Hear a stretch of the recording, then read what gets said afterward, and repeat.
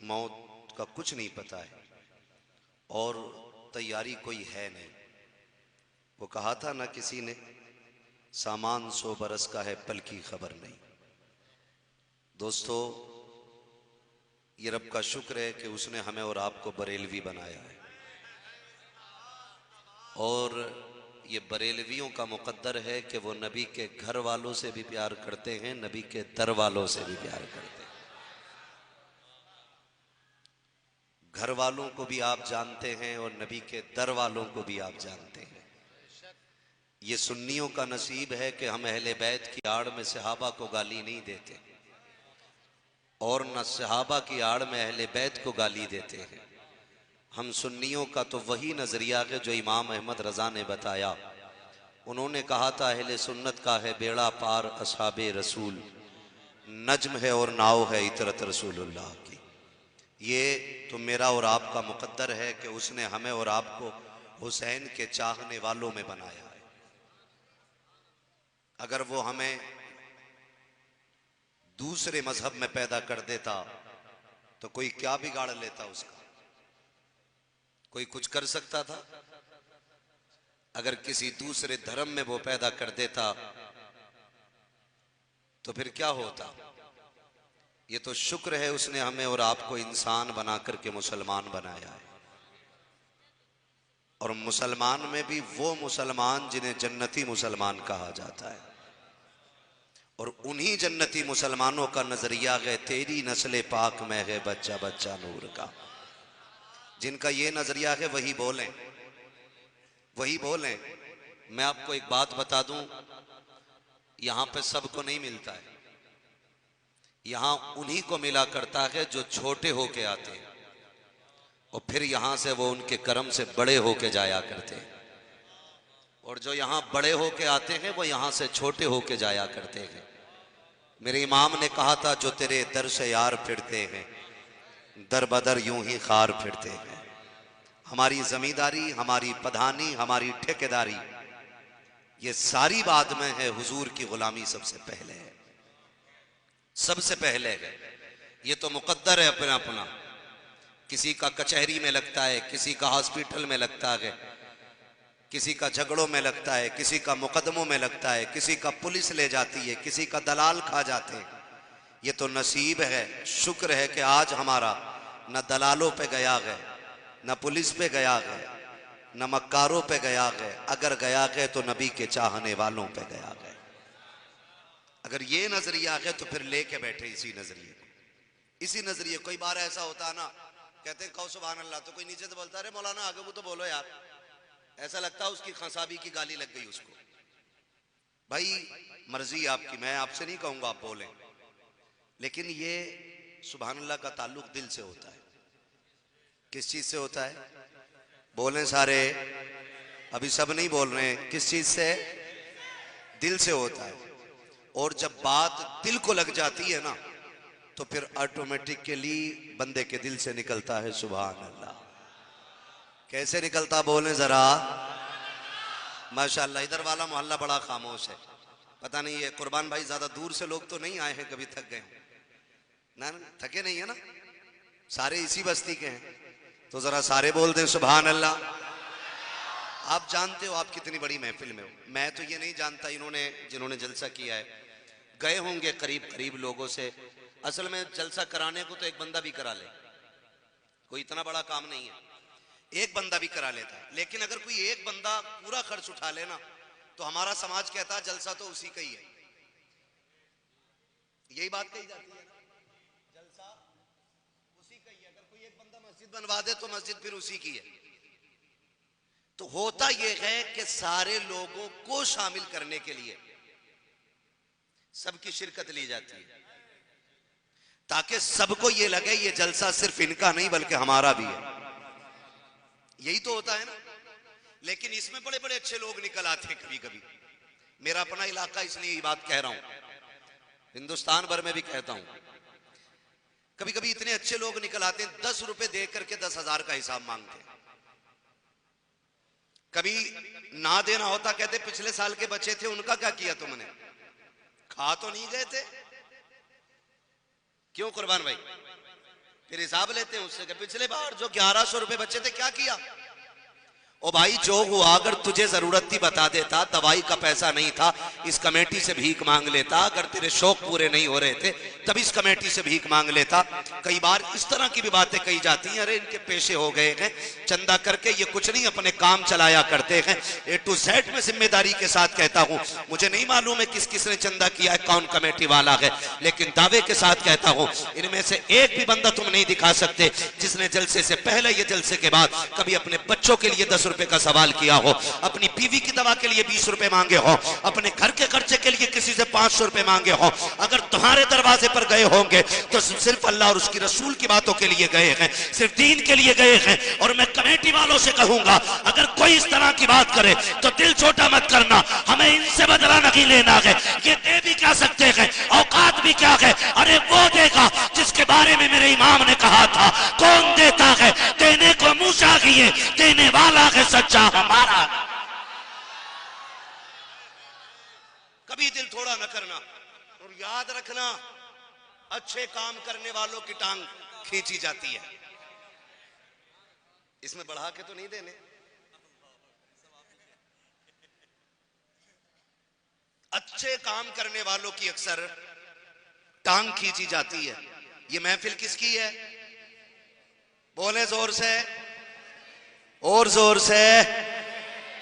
सबकी महफिल है और किसके नाम से सजाई गई है, हाँ इमामे, जोर से इमामे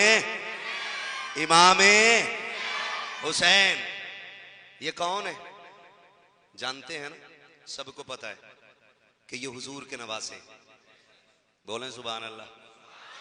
हुजूर की बेटी के बेटे हैं, हुजूर की बेटी के बेटे। और बेटी भी कौन, जिसके बारे में मेरे नबी ने कहा था मेरी फातिमा मेरे जिगर का टुकड़ा है, मेरी फातिमा मेरे जिगर का टुकड़ा है।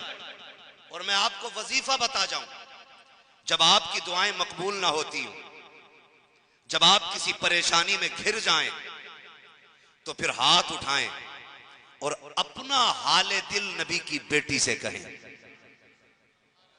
खातूने जन्नत से कहें, उनसे ये कहें हमारी ये बात हुजूर तक पहुंचा दें, हमारी ये बात हुजूर तक पहुंचा दें। जो बात उन तक पहुंच जाती है फिर बड़ी आसानी से वो बात मेरे नबी तक पहुंच जाती है। ये कौन खातूने जन्नत हैं जिनके बारे में मेरे नबी ने कहा था फातिमा उम्मी बादा उम्मी, फातिमा मेरी मां के बाद मेरी मां है। बेटियां तो सब पालते हैं, सबके पास बेटियां हैं, लेकिन जो बात मेरे नबी ने कही ना वो आज तक कोई ना कह सका। फातिमा मेरी मां के बाद मेरी मां है, यानी कि मेरी मां के बाद जो प्यार मुझे फातिमा ने दिया है वो किसी ने नहीं दिया। उसके बेटे हैं शहजादे हसनैन करीम है। आप एक बात सुने, मेरे नबी का पूरा घराना शान वाला है, पूरा घराना शान वाला है। हुजूर की कितनी बेटियां थी, जो बोल गए अल्लाह उन्हें सलामत रखे। मिंबर वालों को छोड़ के मैं नीचे वालों से बात कर रहा हूं, मिंबर वाले न बोलने में जरा देख लूं कितनी बेटियां हमारे नबी की। जोर से सलामत रखे इन बच्चों को, अल्लाह इनके माँ बाप को सलामत रखे। इस उम्र में इनका महफिल में बैठना बता रहा है। आज छोटी सी महफिल है, कल ये कौम इख्तिदार में आएगी तो बड़ी कॉन्फ्रेंस होके दिखाएगी। हाँ ये याद रखना मेरी बात है, कल इस कौम का जब दौर आएगा, मैं तो अपने कौम के नौजवानों को इस्लाम का मुस्तकबिल समझता हूं, और हैं ही नौजवान इस्लाम का मुस्तकबिल। तो कितनी बेटियां हुजूर की, अल्लाह सलामत रखे, याद रखिएगा कितनी, 4 बेटियां। क्या क्या नाम है मैं बता देता हूं, आप याद रखिएगा। हजरत ज़ैनब, हजरत रुकैया, हजरत उम्मे कुलसूम और सैयदा तैयबा ताहिरा आबिदा जाहिदा नकिया तकिया ज़किया हजरत सैयदा फातिमा ज़हरा। कितनी हो गई, अल्लाह सलामत रखे आप लोगों को, ये बात याद रखिएगा कितनी हो गई। इनकी अम्मी कौन है, हजरत सैयदा खदीजतुल कुबरा रज़ी अल्लाह ताला अन्हा। खदीजतुल कुबरा कौन है? खदीजतुल कुबरा वो है कि सारी कायनात पे इस्लाम का एहसान है और इस्लाम पे हजरत खदीजतुल कुबरा का एहसान है। याद रखिएगा, 10 रुपए दे के बंदा एहसान दिखा देता है। मौलाना एक बोरी दी थी सीमेंट की मस्जिद में, पिछले जुमे को कम लोगों ने सुना था, इस बार जरा भरी है मस्जिद, दोबारा कर देना। किसी का नाम हो तो बुरा ना मानना। फिर ऐलान होता, अच्छन खान ने 1 बोरी दी है, बब्बन खान ने 2 दी है, जुम्मन खान ने 4 दी है। मैंने पहले ही कह दिया, मुझे पता नहीं, अगर किसी का नाम हो तो बुरा ना मानना। तो फिर इस तरह से हम नामो नमूद करते हैं। खदीजा कौन है? खदीजा वो हैं जिन्होंने निकाह वाली रात जब हुजूर आपके हुजरे में तशरीफ लाए, तो निकाह हम लोगों के यहां भी होती है ना शादियां? कम लोग बोल रहे हैं। हाँ, जिन्हें पक्का पता है वही बोले, शक वाला कोई ना बोले। होती है ना शादियां? तो कई बार नौजवान ऐसा करते हैं, अब्बा से छुपा के गिफ्ट बनवा लेते हैं बीवी के लिए। कभी अब्बा ही कह देते हैं कि लल्ला बनवा ले कुछ मुंह दिखाई के लिए।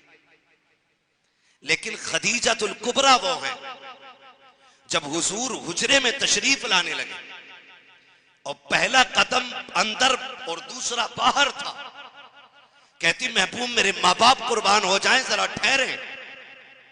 हुजूर रुक गए। आपने 22,000 सोने के सिक्कों की थैली उठाई और हुजूर के कदमों पर रख के कहा था, महबूब ये छोटा सा तोहफा कबूल फरमा लीजिएगा। कितने? 22,000 सोने के सिक्के। 22 सिक्के नहीं, आज नोट कागज के हो रहे हैं तो आदमी पगला गया है। उस वक्त पैसे सोने के होते थे,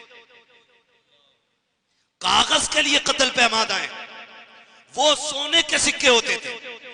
22,000 सोने के सिक्के महबूब कबूल फरमा ले। दिए भी किस सखी को? अगले दिन का सूरज छुपने से पहले हुजूर सारे पैसे बांट चुके थे, सारे तकसीम कर दिए थे।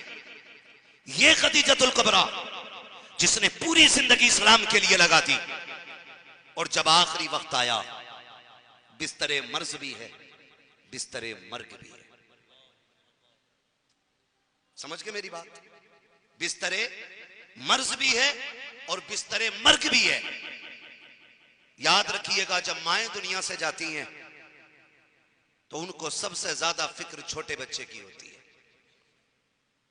मां जब दुनिया से जाती है, अगर छोटा बच्चा 18 साल का भी है ना, तो मां बड़े को बुला के कहती है, देख मेरे छोटे का ख्याल रखना, इसे दुख ना देना, मेरे बाद ये अकेला हो जाएगा।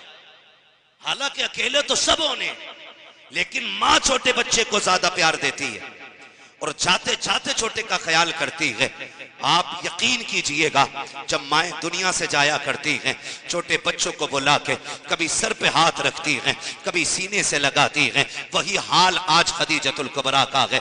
विसाल का वक्त आया है, 4 बेटियां मौजूद हैं, लेकिन आवाज खातूने जन्नत को दे रही हैं, या फातिमा लब्बैक या उम्मी, मेरी माँ मैं हाजिर हूँ, मेरी बेटी जरा करीब तो आओ। खातूने जन्नत ने इतना सुना, दौड़ करके करीब आई है और आने के बाद कहती, अम्मी क्या बात है? माँ ने बेटी का हाथ पकड़ा, कहा बेटी मैं दुनिया से जाने वाली हूँ।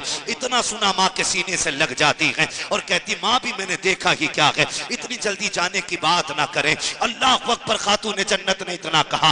माँ ने शहजादी को सीने से लगाया, कहा शहजादी मेरी बेटी मेरी बात कान खोल के सुनना। कहा अम्मी क्या बात है? कहा मैं दुनिया से जा रही हूँ, मेरी बेटी मेरे बाद हुजूर का पूरा ख्याल रखना है। मैं जब दुनिया से चली जाऊं, मेरे महबूब को कुछ तकलीफ ना होने देना। ए बेटी आज मुस्तफा बाहर से आते हैं, दुश्मन सताया करते हैं, बेटी मैं बढ़ के हुजूर को सहारा देती हूँ। मेरे बाद जब मुस्तफा आए और किसी तरह का भी दुख हो, महबूब को अकेले मत छोड़ देना। ए बेटी बढ़ के मुस्तफा का ख्याल करना है। खातूने जन्नत ने इतनी बात कही है, इतनी बात खदीजतुल कुबरा ने कही है, सैयदा रोने लग जाती है। अम्मी क्या बात कर रही हैं? उसके बाद आप कहती हैं, ए बेटी महबूब को बड़ा काम रहता है, मेरे जाने के बाद परेशान ना करना, उनको तबलीग का काम रहता है। हजरत फातिमा जहरा सुनती जा रही है, रोती जा रही है। उसके बाद आका करीम की तरफ तवज्जो फरमाई, कहा फातिमा का जी अम्मी, कहा जाओ मेरे महबूब के पास चली जाओ। कहा काम क्या है? कहा उनसे जाके कह दीजिए मुझे मुजम्मिल वाली चादर दे दी जाए। खातून जन्नत उठी है, उठ करके आका की बारगाह में आई है। याद रखिएगा बाप बेटी का रिश्ता बड़ा अजीब होता है। बेटियां बहुत खुश होती हैं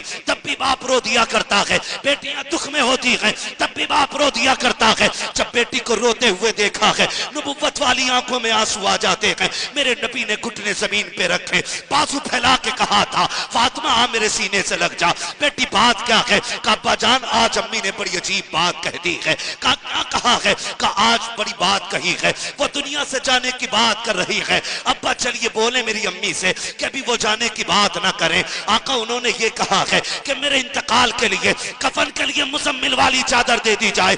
इतना सुना नबी तेज कदमों से अंदर तशरीफ लाते हैं, खदीजतुल कुबरा के पास आए हैं। कहा क्या बात है खदीजा? कहा आका मैं दुनिया से जाने वाली हूँ, मुझे मुजम्मिल वाली चादर दे दे। मेरे नबी ने कहा था ए खदीजा तूने चादर मांगी है, तेरा इतना बड़ा एहसान है, अगर खाल भी मांग लेती मैं उतार के तुझे दे देता। अल्लाह अकबर।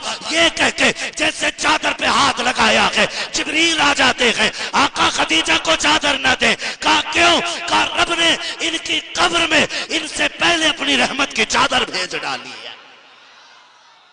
नारे तकबीर, नारे रिसालत, मुफ्ती हम्माद रजा साहिब क़िबला। सुभान अल्लाह सुभान अल्लाह। तो भाई जिनकी आंखों में आंसू, मैं तो कहूंगा मेरे लिए भी दुआ करना। ये वो घड़ी है जो मकबूलियत की घड़ी है। खुदा की कसम तेरी मेरी बात की बात बेटी की बातें हो तो तेरा मेरा कलेजा ठंडा होता है। हम खातून जन्नत की बातें कर रहे हैं, मदीने वाला मुस्कुरा रहा होगा। हाँ, आज जो मांगना है हुजूर की बेटी का सदका मांगना। अल्लाह अकबर। हुजूर फरमाते हैं खदीजा सब खैर तो है? सुने बहुत गौर से, खदीजा सब खैर तो है? जाओ घर जाके ये बात बेटियों को बताना, घर कैसे चलते हैं, घर कैसे चलते हैं। आज बीवी 100 रुपए वो देती, आदमी कहती है उधार है मेरा। आदमी कह दिया हुआ पैसा घर में और इत्तेफाक से शोहर पे ना हो, बीवी से मांगे तो वो कर्जा, और उसी पे झगड़ा। मेरे परसों के 250 लिए तुमने दिए नहीं। मियां बीवी में जिस घर में तेरा मेरा होगा उस घर में बरकतें नहीं होंगी। घर कैसे चलता है? कौन खातून जन्नत की मां है ये? सुने जरा, ये वो खदीजतुल कुबरा हैं जिनको मलिका अरब कहा जाता था। मलिका अरब कपड़े ऐसे पहनती थी जिसमें सोने के तार पड़े होते थे। लेकिन आज जब विसाल का वक्त आया है तो जो कपड़े पहन रखे थे उसमें 17 से 20 पैबंद लगे थे। 17 से 20 पैबंद। खदीजा क्यों चाहिए चादर? का महबूब 25 साल तेरे साथ गुजारे,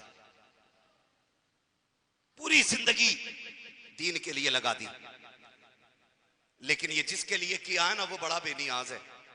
कहीं ऐसा ना हो कि वो मेरी कुर्बानियां मुंह पे मार दे। महबूब चादर दें अपनी, मैं कब्र में पूछूं, फरिश्ते पूछे क्या लेके आई है, तेरी नूरानी चादर दिखा के कहूंगे फरिश्ते जिससे प्यार करती हूं उसकी निशानी भी लेके आई। अल्लाह अकबर। हुजूर फरमाते हैं खदीजा जिब्रील ने कहा है, रब ने कब्र की ठंडक का ऐसा इंतजाम कर दिया है। और कुछ?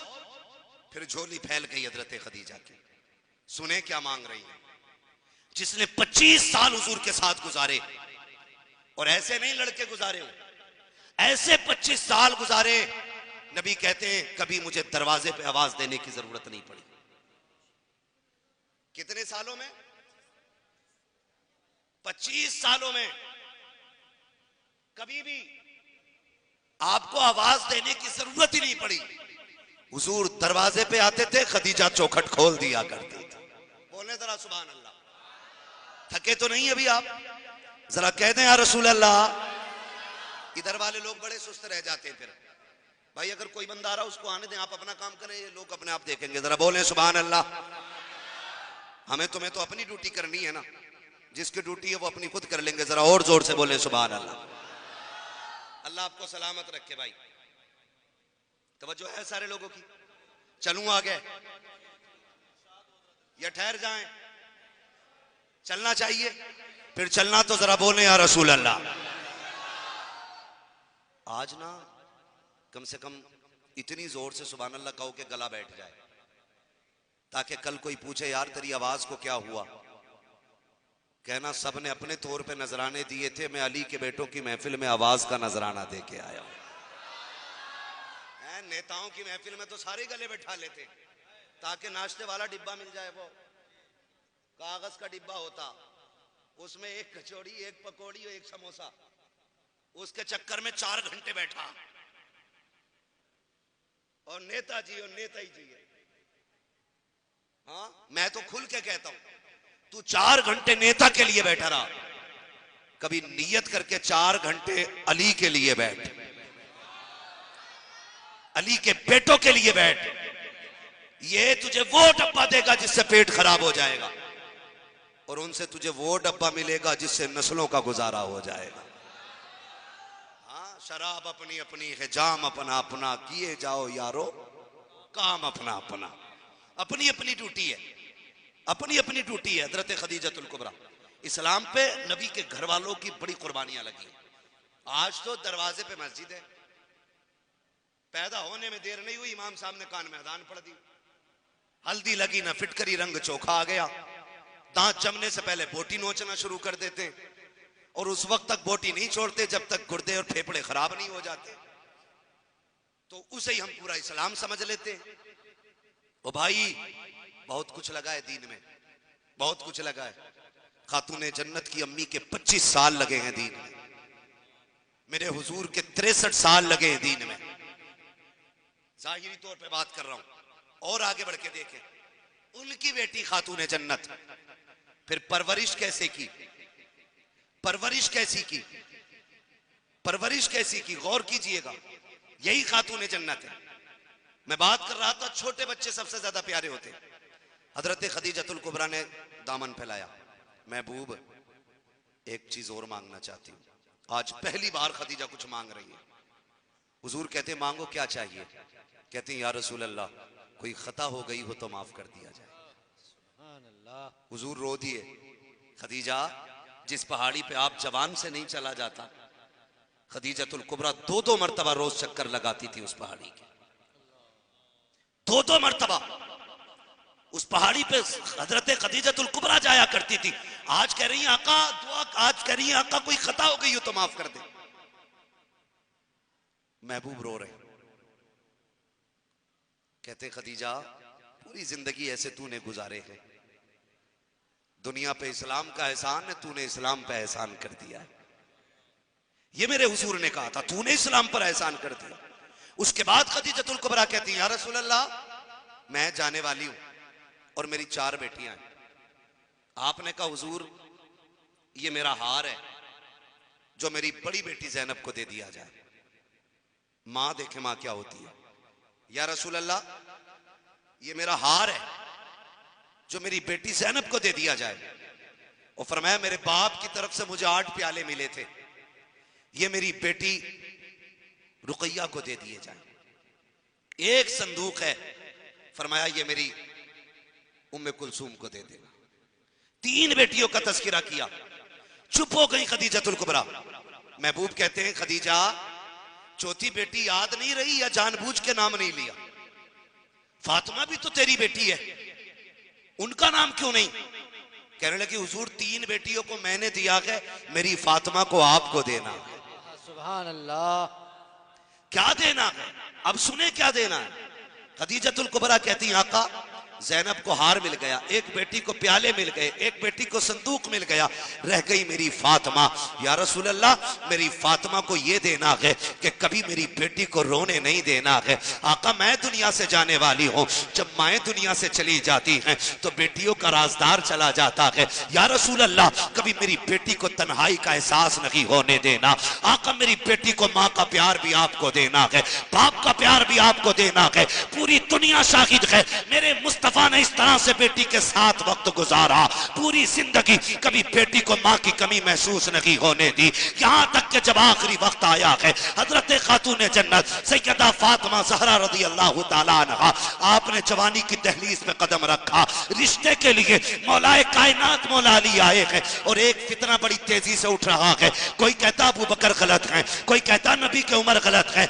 लोग इन फितनों को लेके आ रहे हैं। उन कुत्तों को बता देना, बकवास ना करो, हम अबू बकर को भी मानते हैं, नबी के उमर को भी मानते हैं, नबी के उस्मान को भी मानते हैं और सबके साथ नबी के हैदर कर्रार को भी मानते हैं। आज कहते हैं कि अभी कुछ दिन पहले एक कुत्ते ने बकवास की, उसने कहा माज़अल्लाह हजरत उमर ने खातून जन्नत के पेट पे लात मारी थी जिसकी वजह से उनका हमल ज़ाये हो गया था। शर्म नहीं आती है? गैरत आनी चाहिए। जानते हो हजरत अली जवान हुए, इस रिश्ते का मशवरा किसने दिया? सुने, याद रखें ये बातें। रिश्ते का मशवरा दिया हजरत उमर ने। बोले तो मैं आगे बढ़ूं, बोले जरा सुभान अल्लाह। यही सुन्नियों की पहचान है, यही सुन्नियों की पहचान है। रिश्ते का मशवरा किसने दिया? हजरत, याद कर ले मेरे बच्चे छोटे छोटे भी, हजरत उमर ने दिया। अगली बात, जो खातून जन्नत के जहेज में पैसा लगा वो जहेज किसने दिया? हजरत अबू बकर सिद्दीक ने। और जो निकाह का खर्च था वो किसने उठाया? हजरत उस्मान गनी ने। आपस में इतना प्यार था, आपस में इतना प्यार था। आज कुत्ते भौंक के कहते हैं कि इन्होंने इनका हक मारा। किस उमर को कहते हैं हक मारा? खुदा की कसम, जो 22 लाख मुरब्बा मील का मालिक था, यानी कि आधी दुनिया का बादशाह, और आधी दुनिया का बादशाह होते के बावजूद आपने सबसे कम तनख्वाह बैतुल माल से ली।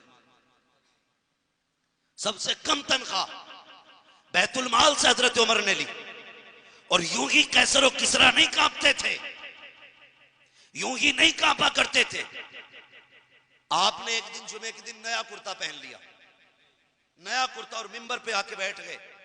जैसी नया कुर्ता पहना, एक सहाबी खड़े हो गए, उमर खुतबा बाद में देना, पहले ये बता नया कुर्ता कहां से आया? आज ना मिंबरिया बन जाना, मिंबरिया, वो जो कोने कोनों में होते हैं छोटे छोटे मोहल्लों के, मिंबरिया बन जा तो जवाहर कट में आ जा। और प्रधान की पूछो ही मत, विधायक बन गया तो पैर ही नहीं लगता बंदे का, फिर मंत्री का हाल ही क्या होगा? ये कंडीशन है। तो सभी की कहानी है भाई, सबकी कहानी है। हजरत उमर आधी दुनिया का बादशाह, एक दिन नया कुर्ता पहना है, सहाबी खड़े हो गए, उमर खुतबा बाद में होगा, पहले ये बताओ ये कुर्ता कहां से आया? रोने लगे हजरत उमर, कहने लगे उस कुर्ते का हिसाब मैं क्या दूं तुम्हें? हजरत उमर के शहजादे हजरत अब्दुल्ला इब्न उमर खड़े हो गए, कहने लगे बाबा के कुर्ते का हिसाब मैं दूंगा। सहाबा ने कहा कि अब्दुल्ला इब्न उमर तुमसे नहीं पूछा जा रहा है, ये सवाल तुम्हारे बाप से है, वही जवाब देंगे। कहा नहीं, इसका जवाब वो नहीं, मैं दूंगा। कहा क्यों? बोलो, चलो आप बोलो। कहा कल जुमेरात थी, मेरे बाप के पास एक ही कुर्ता था। कितने कपड़े थे? कितना बड़ा है? आधी दुनिया का बादशाह, कुर्ता एक, जुमा पढ़ाना था।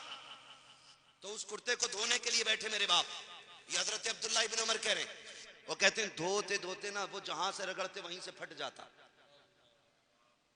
कुर्ता फट चुका। मैंने कहा अब्बा नया कुर्ता क्यों नहीं बना लेते? कहने लगे बेटे तेरे बाप के पास इतना कपड़ा ही नहीं है, तेरे बाप के पास इतना कपड़ा ही नहीं है कि वो कुर्ता बना सके। कहने लगे मैंने कहा वो पीछे भी माले गनीमत में कपड़ा मिला था, उसका क्या किया? तो हजरत उमर का कद लंबा था, कहने लगे बेटे मेरे कुर्ते के हिसाब से कपड़ा कम है, इसलिए कुर्ता नहीं बन सकता। हजरत अब्दुल्ला इब्न उमर कहते हैं मैं रो दिया और मैं दौड़ के गया, क्योंकि मैं मेरे बाप के साथ जंग लड़ी थी। मुझे भी कपड़ा मिला था, मैंने अपने हिस्से का कपड़ा लाके अपने बाप को दिया के इनका और मेरा कपड़ा मिला के तब मेरे बाप का पूरा कुर्ता बना के। हिसाब लेने वालों, उमर ने नाजायज कपड़ा नहीं लिया के, बैतुल माल से नहीं लिया के। ये जो कुर्ता बनाया है या तो उमर का हिस्सा है या फिर ये कुर्ता अब्दुल्ला इब्ने उमर के हिस्से से बना। अल्लाह अकबर, ये उमर है, इनके बारे में भोंकते लोग, शर्म नहीं आती? उमर कौन है? मेरे नबी ने फरमाया जब भी अच्छों की बातें करना मेरे उमर की भी बातें करते रहना, मेरे उमर की भी बातें करना, ये हुजूर ने कहा है, मेरे उमर की बातें करना। उमर कौन है? उमर वो हैं जिनकी मर्जी के मुताबिक रब कुरान में आयत नाजिल फरमा देता है। रब कुरान में आयत नाजिल फरमा देता है। और सिद्दीक अकबर मुरीद है, उस्मान गनी मुरीद है, मौला अली मुरीद है, मौला अली मुरीद हैं सारे, अक्सर बाकी सहाबा सिर्फ मुरीद हैं, लेकिन उमर मुरीद भी है, मुराद भी है। ये याद रखिएगा, उमर मुरीद भी है, मुराद भी है। जिस जगह पे खड़े होकर हजरत इब्राहिम खलीलुल्लाह ने मुस्तफा को दुआओं में मांगा था, वही मुस्तफा ने खड़े होकर के उमर को दुआओं में मांगा। उनके खिलाफ भौंक रहे लोग, हमारी महफिलों में, हमारी मस्जिदों में, हमारी बस्तियों में राफजी घुसते चले जा रहे हैं। बता देना हम बरेली वाले हैं, हम जो हैं वही बोले, वरना मैं सड़ुओं से नहीं कहलवाना चाहता। मैं तो कहता हूं घटिया नजरिए का हो तो घर चला जाए, महफिल पाकों की है, पाक के लोग रहे। हम बरेली वाले हैं। मैंने पहले ही कहा था हम नबी के घर वालों से भी प्यार करते हैं, नबी के दर वालों से भी प्यार करते हैं। हजरत उमर ने इस्लाम की सरहदों पे भी पहरा दिया और हुजूर की इज्जत पे भी पहरा दिया, हुजूर की इज्जत पे भी पहरा दिया। आप गौर फरमाइएगा कितना बड़ा पहरा। एक मर्तबा उम्मुल मोमिनीन हजरत आयशा सिद्दीका रज़ी अल्लाह ताला अन्हा पे कुछ मुनाफिकों ने इल्जाम लगाया, ठीक है, इल्जाम लगाया और इतना घिनौना इल्जाम लगाया कि उसको बयान करते हुए भी हया आती है। हुजूर के कानों तक की बात पहुंची, इतना खतरनाक तरीके से इल्जाम लगाया कि सहाबा इकराम भी तरद्दुद में थे, इस आलम में थे कि होगा क्या। यहां तक के हुजूर अपनी सबसे लाडली चहीती ज़ौजा हजरत आयशा सिद्दीका से बात करनी बंद कर दी। हुजूर हजरत आयशा सिद्दीका फरमाती हैं कि हुजूर घर आए तो आका करीम मुझसे कहते हैं, आयशा अगर गुनाह हो गया है तो अल्लाह से तौबा कर लो, अल्लाह माफ कर देगा। कहती मैं रो पड़ी, कहती मुझे हुजूर एक नजर अपनी नजर से जुदा नहीं होने देते थे, लेकिन आज मुझसे हुजूर की नाराजगी बर्दाश्त नहीं हो रही थी। मैंने कहा हुजूर अपने घर ना चली जाऊं? कहते हैं जो महबूब कभी एक मिनट के लिए नजर से ओझल नहीं होने देते थे, आज आका ने कह दिया जा चली जाओ। इतना नाजुक मसला था, जाओ चली जाओ। कहती मैं अपने बाप के घर गई तो मेरे बाप ने चेहरा फेर लिया, दरवाजा तो खुला था लेकिन कोई मुझसे बात करने तैयार नहीं था, सब अपने अपने तन्हाई में बैठे थे। मैं कोने में बैठ गई, मैंने अपने बाप से बोलना चाहा, वो नहीं बोले, माँ ने भी बात नहीं की, मुझसे किसी ने बात नहीं की। कहते हैं उसके बाद ना फिर मैंने अपनी शिकायत सुप्रीम कोर्ट में की। मैंने कहा मालिक अब तेरी मर्जी, फैसला तेरी कुदरत में है, या अल्लाह मेरे पास कोई गवाह नहीं है, अगर तू ही गवाही देगा तब खदीजा की इज्जत, तब आयशा की इज्जत बचेगी। कहने लगे मैंने ये कह दी। उधर हुजूर की बेकरारी का आलम ये था, सहाबा बताओ यार क्या किया जाए। हजरत अबू बकर से पूछते हैं, अबू बकर तुम बताओ क्या करें। अबू बकर कहते हैं आका मेरी बेटी है, मैं अगर सफाई दूंगा लोग कहेंगे बाप था, मैं कुछ नहीं कह सकता। फिर मिल गए हजरत अली, अली तुम बताओ क्या किया जाए। हजरत अली कहने लगे महबूब परेशान क्यों है, आपके लिए कोई कमी है, आप जितने चाहें उतने निकाह कर लें, आप क्यों दिल छोटा करते हैं। कहते हैं भी ये बात चल रही थी, मैंने देखा सामने से मेरा यार उमर आ रहा था। उमर आ रहा था। मैंने कहा उमर यार तू बता क्या किया जाए, ऐसे ऐसे मामला के लोगों ने मेरी खदीजा पे इल्जाम, मेरी आयशा पे इल्जाम लगाया है, क्या करें। तो अब हजरत उमर की अकल देखें। हजरत उमर, हुजूर फरमाते हैं मेरे उमर ने मुझसे 2 सवाल किए। कितने सवाल? जोर से कितने? 2 सवाल किए। और कहते हैं उमर ने 2 सवाल करने के मुझसे कहने लगे या रसूल अल्लाह मुझे 2 सवालों के जवाब दें। हुजूर ने फरमाया क्या? क्या कभी आपके बदन पे मक्खी बैठी? हुजूर ने फरमाया नहीं। क्या कभी आपके पसीने से बदबू आई? कहा नहीं। तो कहते हैं या रसूल अल्लाह याद है एक दिन आपकी जूती में, आपकी नालैन में गंदगी लग गई थी, तो रब ने फौरन जिब्रील को भेज दिया था, महबूब फौरन इस नालैन को पैर से निकाल दे, इसमें गंदगी लग गई है।